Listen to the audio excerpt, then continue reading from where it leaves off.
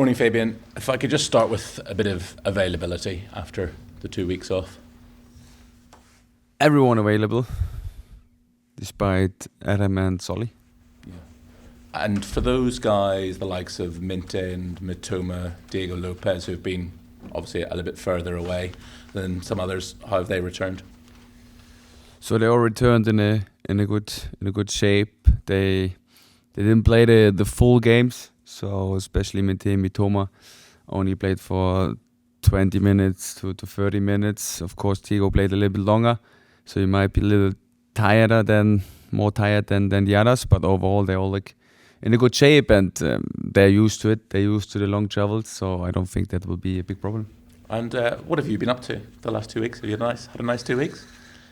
Yeah, it's always a mix. So first of all, of course, you try to use the 2 weeks to reflect the first weeks, to reanalyze them, what was good, what was bad. Then you also have the opportunity to plan the next 4 weeks. And then, of course, there will be also a little bit time off, a little bit in Germany, and spending some time with friends and family.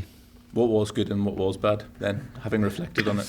I think overall the performances were quite well. Of course, we want to have more points, but in the end, we have to work on the basic things. We have to keep on doing the things we did in the second half against City. We have to keep on being very clean and precise in possession. Don't make a lot of mistakes. Keep playing very mature. Keep playing intense. This will be the main things, and never forget doing the basic things, because of the basics you can win the football games. I was here before the game against Manchester City, and we were saying how it should really have been 6 points from 6 after the first 2 games, given how good the performances were.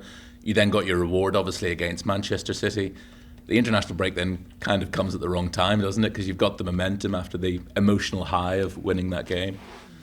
There are always advantages, disadvantages of an international break. We always try to make the best out of it, because everyone has an international break. So we could also use it quite in an effective way. We had a trainings week with quite a lot of players. We could work on some content. We can prepare for the next match against Bournemouth. So overall, it's always the perspective, how you see the things. And I see it always that we can make the best out of it, that we can use it to our advantage. And tomorrow we have to prove it.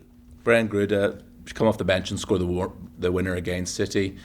Is he ready to start, do you think? Obviously still a young man with so much potential. I think every player who's in our squad is ready to start, and he had a very good appearance against City when he came on the pitch. Now he was away. He had 2 games with the under 21 from Germany. So overall, we are very pleased with his development. We try to give him more game time. If it will be a start tomorrow or not, we have to make the decision. But he will be a very important player for us in the future, no matter if he starts tomorrow or not. Just one final question from me to sort of bring you back to what you said at the very top. I know Adam Webster's obviously a much longer term injury, but how close now is Solly March?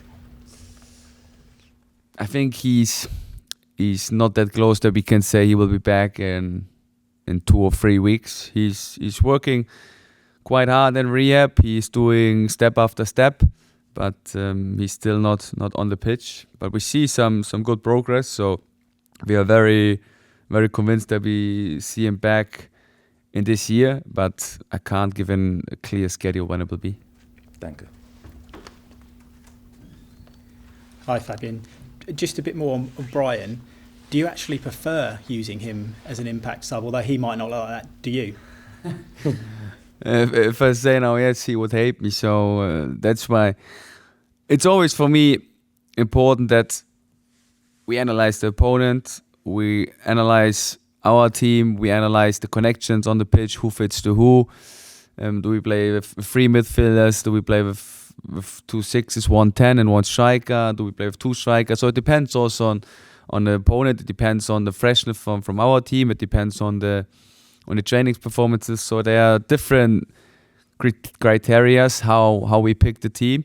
But overall, Brian has always an impact, no matter if he's a starter or if he came from the bench. I think he always has an impact on the game.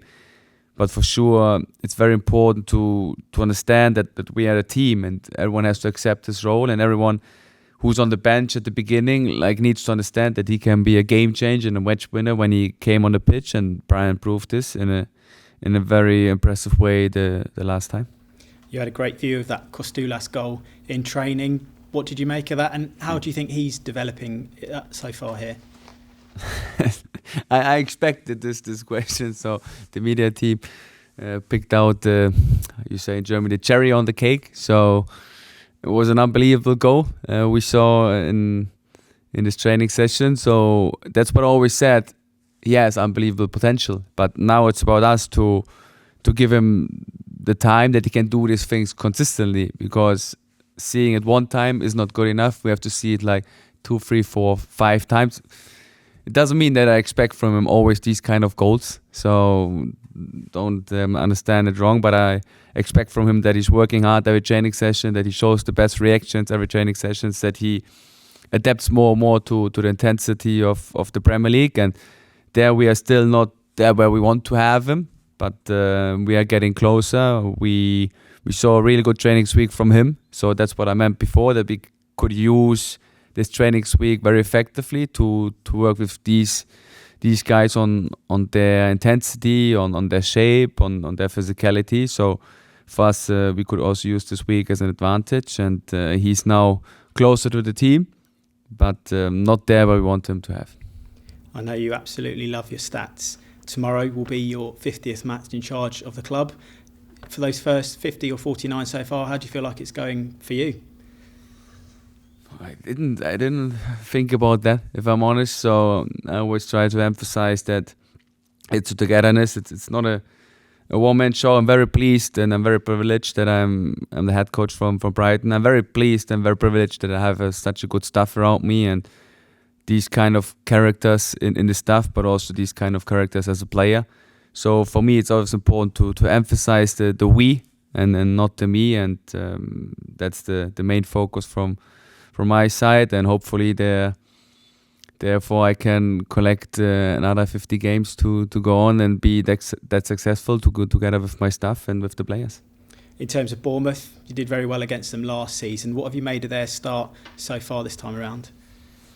Like last season, very difficult to play against them. I think they show the highest intensity in the league regarding high-speed distance, regarding sprint distance. They play very man-orientated. They're very good in 50-50 moments. They're very good in personal duels. They play a very simple but a very effective style of play. They have great individual players like Semenyo, Evanilson. I think Brooks has a really good start into the season. So overall, it will be a big challenge, but we go there to win this game. We proved it last season. We know that we have a style of play that might not fit for them. So let's see what we can do tomorrow. And just finally, they made some significant sales in the summer, especially defensively. Do you think they've adapted well to bringing those new players in? Yeah, I think they adapted well. They have a style of play where they can replace the players, and that's just impressive how the head coach and all the staff works. So I think it's not easy to replace these kind of players they lost, but they proved it in a very impressive way. So we just can say a lot of respect for their work, but tomorrow will be a battle, will be a fight, and we try to go for it. Fabian, you lost a few players on transfer deadline day as well. Was it the potential of players like Stefanos, Babis, Tommy as well that gave you the confidence to allow players like someone like Matt O'Reilly, who obviously started the season in starting 11? Yeah, I would say exactly that's the reason why we could do this. And I always want to emphasize that all these kind of decisions, they are club decisions, and we do them together. So it's not only a decision from my side or from Tony, it's always a decision we do together. We have a very open exchange, and therefore we always try to figure out what is the best for the club. We try to figure out what is the best for the team, what is the best for the individual player, because in the end we had a big number, we had a big squad, so we had to make sure that we keep everyone happy. We have to make sure that we can give everyone the right chance and right possibility to be on the pitch, because if they're not playing, if they're not on the pitch, if we can't give them enough attention. We can't develop them, and that's the way from this club. We need to develop these young players because, like you said, they all have the potential, but they are not done yet. So we have to get the potential out of them, and you only get the potential out of them if you give them time, if you put a lot of effort into them, and that's the main thing. And if the squad is too big, you can't do this in a very individualized way. And that's why we had to make decisions we did together. They might seem to be tough, but I think they were the best for the club. You also, it helps having flexible players who can play different positions. How's Matt Sweefer? Obviously, he's been missing. Is he back and up to full 100%? Yeah, let's see how he will be. There will be a training session today, and then we will see if he's 100% or not. He didn't miss so many training sessions, so of course we don't want to go any risk, but we only make things that make sense for him and for the team. So let's see how the training sessions will go. You mentioned Bournemouth. You touched on that game last season. How pivotal was that game, do you think? Because it had a bit of everything, taking the lead, but it also was probably the first time we really saw resilience from a Fabian Hurzeler side. We need a lot of resilience tomorrow. So it's a small stadium. It's a team we will face with a lot of intensity, playing a lot of long balls, playing quite quickly, vertical. So we need resilience. We need to suffer in some moments of the game for sure.